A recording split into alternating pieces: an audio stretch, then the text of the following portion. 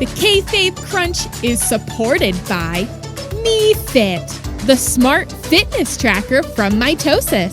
Send us samples of your DNA, and we'll instantly DM you with tips on how to balance your diet, lifestyle, and sex life, so we can build a better you, a confident you, a compliant you. Get fit with MeFit today. The Kayfabe Crunch. You gotta be newsing me. Good news! You're listening to issue 51 of the Kayfabe Crunch for June 20th, 2020. I'm Ollie Octopus Stretch. Coming up, we have all the latest from a Wednesday of tag team action, plus the headlines from SmackDown. But first, on this day in grappling history. In 2005, Edge and Lita got married on an episode of Raw, but the ceremony was interrupted by a demon.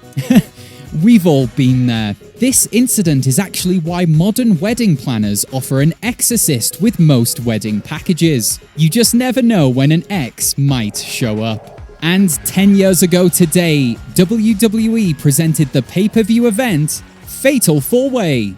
A night built around WWE's most exciting match type, a Fatal 4-Way. This event was thrilling and so well received that WWE decided not to hold it the following year.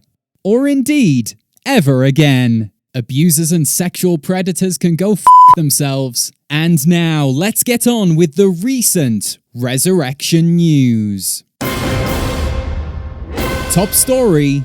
This story is about Mandy Rose. Yes, last night, The Miz opened his show within a show by stating it was time to address the elephant in the room. Unfortunately, he wasn't referring to the allegations of abuse leveled at several WWE contracted talents. Instead, he meant the fact that he and Morrison lost on Sunday. Yes, Miz, that's the massive stampeding, predatory elephant everyone's been discussing.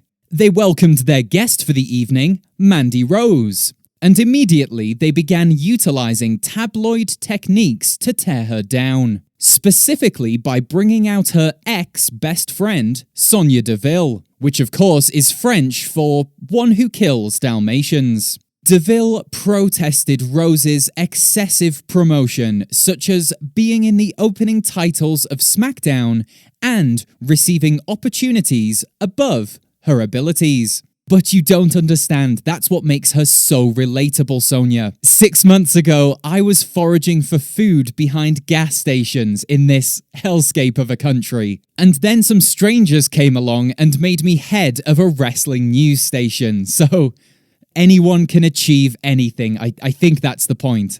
Deville then complained that Mandy had only used her platform to make out with Otis on television. I mean, wouldn't we all? Love that rascally ham boy.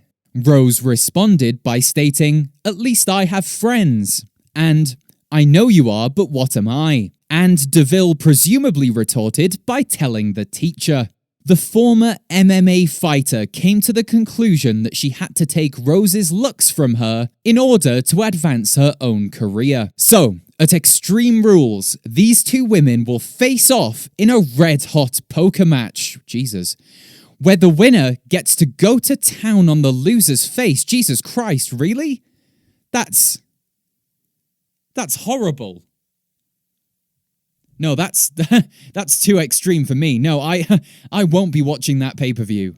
Oh, breaking news as an intern is coming across my desk just now.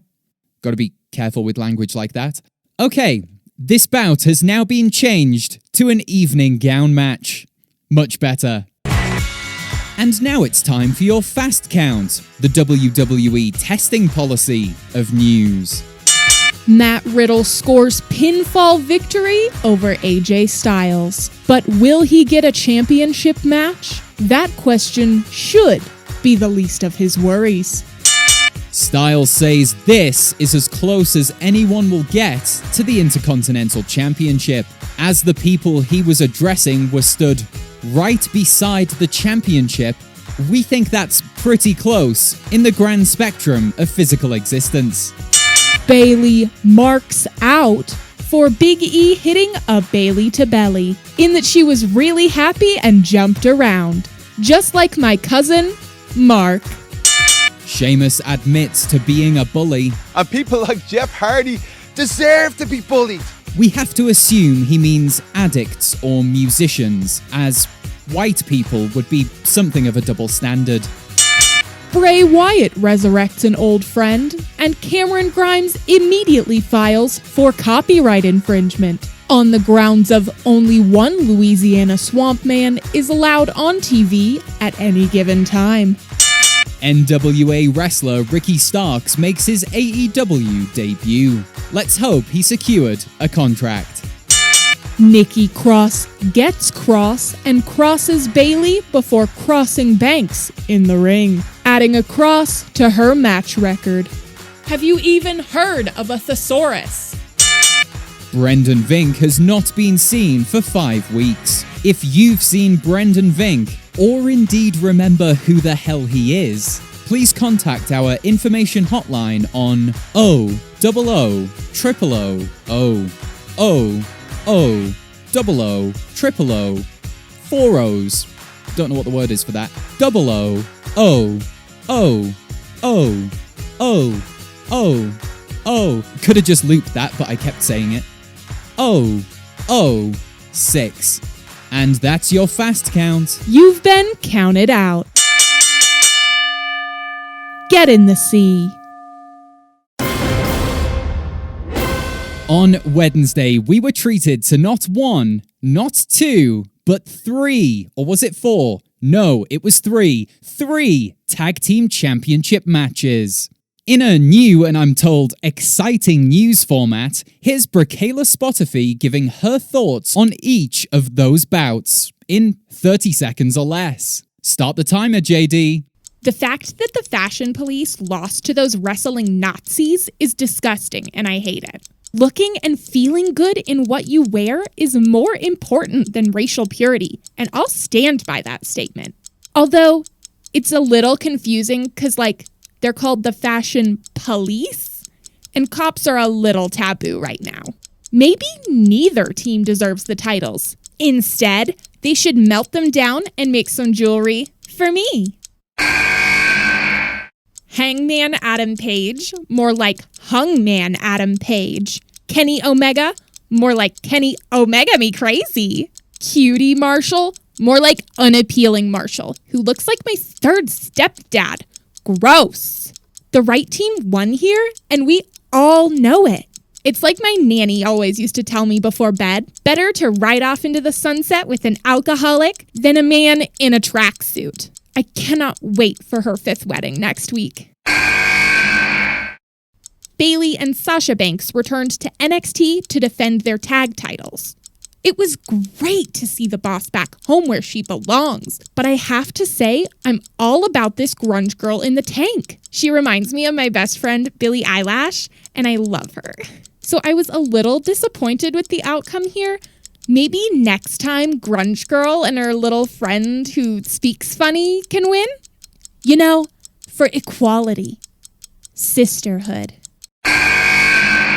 Oh my god, that segment was amazing. And really great for my attention span. Nice, Bricayla. That's really good to hear. Would you be interested in doing more segments like that? More segments like what? Who are you? Where am I? And there's just time for a letter to the editor, which is odd, as I've never given out our address, and also we don't have a managing editor. Should I admit that? Never mind. Dear editor, I guess that's me. Thank you for your twice weekly news bulletins. Due to my profession as an empty space surveyor, I've been kept very busy during this quarantine, and haven't had much time for wrestling. The Kayfabe Crunch helps me stay informed without having to watch full shows. So, thank you. Aw. I'm writing to mention I think your anchors could be kinder to investigative journalist Chris Litmus. Okay then. The host is often mean and aggressive towards him, in a way that comes across as rather unprofessional. Whatever. He seems like he's doing the best he can. He isn't. And so maybe you could all go a little easier on the guy. No. All the best and keep up the good work. And that's from Tim in Cheam. Tim, let me explain. You only hear one side of Chris Litmus. Sure, during his reports he might sound like an innocent, sort of sympathetic figure with a passion for professional wrestling. But let me assure you that this couldn't be further from the truth. Between episodes, he's always texting me, saying things like, "Can I have another day to research this match?" Or, "Is it okay if I take a lunch break?" Or even, "Can I see my family yet? I think I'm losing my wife." Really sort of pathetic things like that. So there's absolutely no need to worry about Chris. Honestly, we pay him by the industry standard for wrestling journalism, which is in copious amounts of gratification and the mere fact he gets to spend his time reporting on something he loves. Fiscal compensation would only make him greedy, and we can't have that. Not in a recession. Hope that settles the matter for you, Tim, and thanks again for listening to our little podcast. Join us Tuesday when we'll find out which wrestler with a history of concussions will be punted in the head by a colleague. And remember, you can support this podcast by listening to old episodes. I've been told that some people don't find the news very bingeable, but it's my opinion that they simply aren't trying hard enough. This has been the Kayfabe Crunch, your not quite daily, not quite news bump for the world of professional wrestling. The Kayfabe Crunch is supported by MeFit, the data collection, fitness tracker used by pro wrestlers everywhere. Over 500 wrestlers have signed up to our service, and now you can too. Our Better Body Beta starts tomorrow, and all you need to do is download the app, enter your BMI, and pledge your soul to our cause. We're so evil, but too big for you to do anything about it. The Kayfabe Crunch.